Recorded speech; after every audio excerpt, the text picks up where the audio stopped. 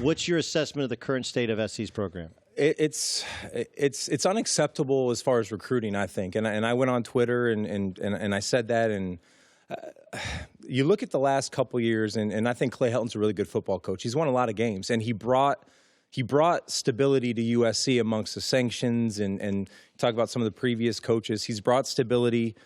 He's created his own type of culture there. But at the end of the day, I still think the expectation of USC's championships. And listen, we were winning national championships a decade ago. It's right there. You know, like it wasn't 50 years ago. We were winning championships, Rose Bowls, national championships in the mid-2000s. And that's what USC expects, and that's what the fan base and the alumni expect. And when you look at the recruiting, and you have to recruit players, develop players to build championship teams, sure, obviously, right? And you look at the fact that they were dead last in the Pac-12 this year. I mean, Doug, dead last. Oregon State, some of these teams are ahead of USC in recruiting, which is crazy. We're talking about football. Yes. And any sport, but football for Oregon State and Washington State, you know, and like Washington goes through a coaching change. To go through, like I get you're not gonna hit on every the top 25 players in California left. Here would be my pushback, and I actually totally respect what you and Reggie have to go through, because anytime I was ever critical of Oklahoma State, like people will criticize you as disloyal. Right. Whereas I almost think it's now, like if you were to support Clay, there's so much anti-Clay sentiment that you would be seen as disloyal if you're like, look, I actually think he's a good dude. But didn't USC do this to themselves because he was left there hanging, right? And because there was so much talk of a coaching change, right? It's really hard to get guys. Like they did get Bryce, what's the kid? Bryce Young. They did get Bryce Young. Then he decommitted because it was so bad midseason. And that's, listen, anytime there's instability at the head coaching, every year, is he gone? Is he fired? Is he going to stay? Yeah, of course, that doesn't help recruiting. I get that. And a lot of people, when I talk to a lot of USC fans, either Twitter or walking around the town, they just don't get it because they just want to win. Right. And they're tired of the same story. And I understand that. But, yeah, listen, but he has had some stability to some degree. He has recruited pretty well the last couple years. But this year, it's just, to me, it's just like, how do you miss out on all of the top players here in your backyard who it's still USC. And USC no longer, back in my day, and Pete was great, and we had Ogeron, we had great recruiters, some of the best still in college football. It was USC sold itself, but you also had recruiters out there saying, come to USC, we're going to win championships, and we believed it.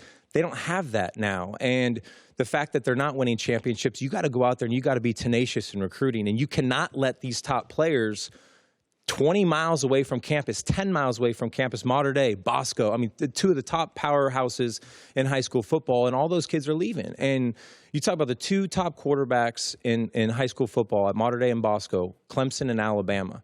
And I was reading, with the early signing day, I was watching the videos of these recruits and stuff, and the Bosco quarterback wears number 5 because of Reggie Bush. And he loved USC growing up, but USC didn't recruit him. I mean, that to me, it's like. Well, but they also remember they had Bryce, right? Like this is the problem. They had. Now, when you were there, I remember when you won the job, and you won the job because you guys didn't you beat Alabama first game of the season? Auburn. Yeah. Okay, but you were still battling with like 4 other dudes. Oh yeah, I was Pete Carroll before the opener, and Auburn was. Yeah, we're going to go with Leinart as a starter, but he basically said you're etched in sand. Like this isn't. You got to go out and prove it. So. It is, but again, this is where it has changed in college football, where when you get one stud quarterback from Southern California, you don't even need to go and call and recruit the other kid because you're not going to get him. And Slovis, by the way, is a stud at USC. So I get it. I'm just saying in general, like to build a championship team, you have to build depth. You can't be. You're not recruiting on need. You're recruiting great players. This isn't Bill Belichick for the Patriots who draft what they need, not necessarily the best player available. You go out and you go build your team through these high school recruits, and you have to dominate your backyard before you go to the South and to the East and to the Midwest, and they just aren't doing that. And Oregon's doing that. Mario Cristobal is coming down here, and he's taking all the best players, and that's why you see Oregon kind of slowly going like this. I also think, and look, I know they've redone the Coliseum, which they now own, Right. And there's great facilities on campus. But when you go to college towns, if you're from Southern California and you haven't been on an airplane to college football, you're like blown away. It's so different. You're like blown away because that's all they got, right? Whereas in LA, now you have Rams, now you have Chargers, you have Lakers, you got Dodgers, you got soccer, you got other things. And it does, even if there are the same or more resources put into USC football than there are to other programs, it doesn't seem the same because there's so many other things going on. It is. And again, when we were there, we didn't have the NFL. Right. You had the Lakers. It was the post-Kobe Shaq era.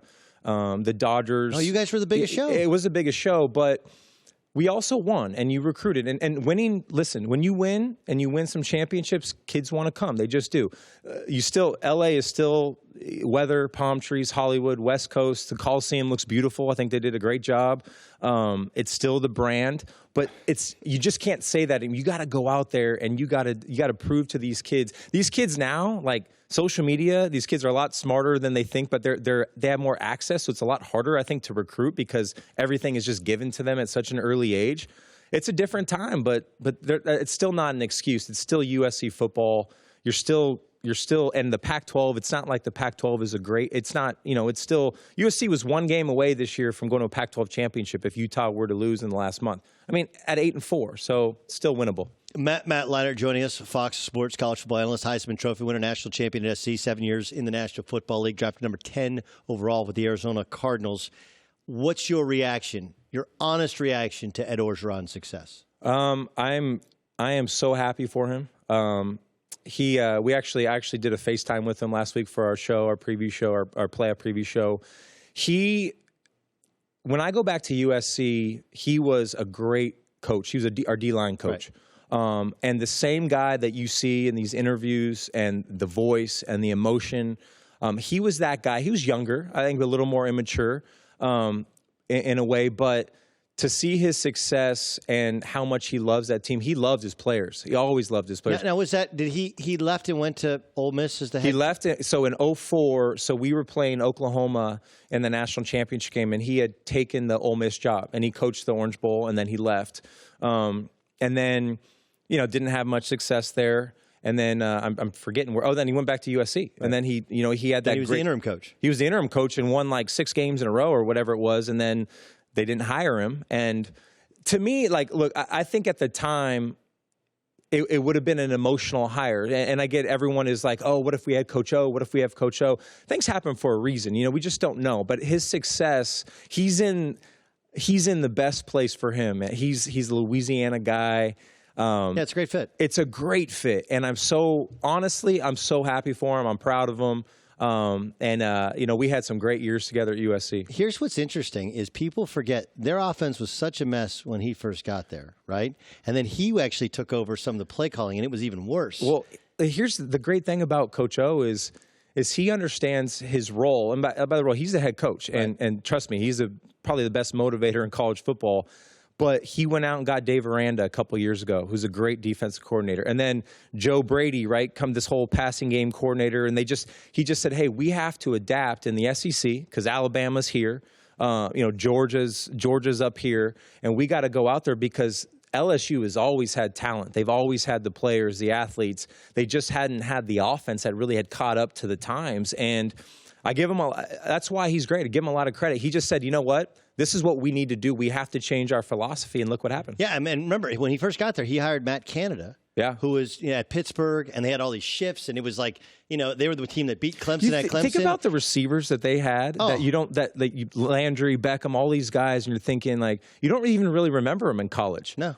Right? It's crazy. And because of the type of systems they played, and now you got, Chase and Jefferson, Joe Burrow wins a Heisman, and now it's like the greatest show on turf. It's great, and it's fun to watch. Burrow or Tua? Assuming Tua's hip's okay. I'm assuming I'd go Burrow. I think Tua is just it's high risk, high reward with him. Just the injuries. I mean, listen, I played in the NFL. I had a lot of injuries. He's not the biggest guy. I love him, by the way. I think he's extremely talented. But coming back from that, and then prior to that, the ankles and everything. It's just the durability issue is a real question for me. It'll be very interesting to see where he gets drafted. I still think he'll go first round because I think he's that talented. When I look at Joe Burrow, it's such a crazy story. I mean, you're talking about one of the biggest probably transformations in God, I can't remember how long in college football. And every time I watch him play, and the system helps and all of that and the receivers he's playing with, but he's a great athlete. I think he was an all-state basketball player in high school. You know, Urban Meyer always tells stories of just how competitive he was in multiple sports, and I love that. You know, I think that doesn't get enough credit. He's a winner. He's a competitor. It didn't work out for him at Ohio State. He never gave up, and now he's a Heisman Trophy winner, and he's probably the number one pick. I think he's got all the tools. He may not test the greatest. Like, he's not going to throw like Josh Allen, or he's not going to run like Lamar Jackson, but you can't teach that. And he's skilled. Like, he's a skilled player. So I think he's a safer pick right now, and he's a good player. Hi, everybody. Thanks for watching. Subscribe here to get the latest from the show. Also, be sure to check out more of the best clips from The Herd, or go watch a few segments from other shows on FS1.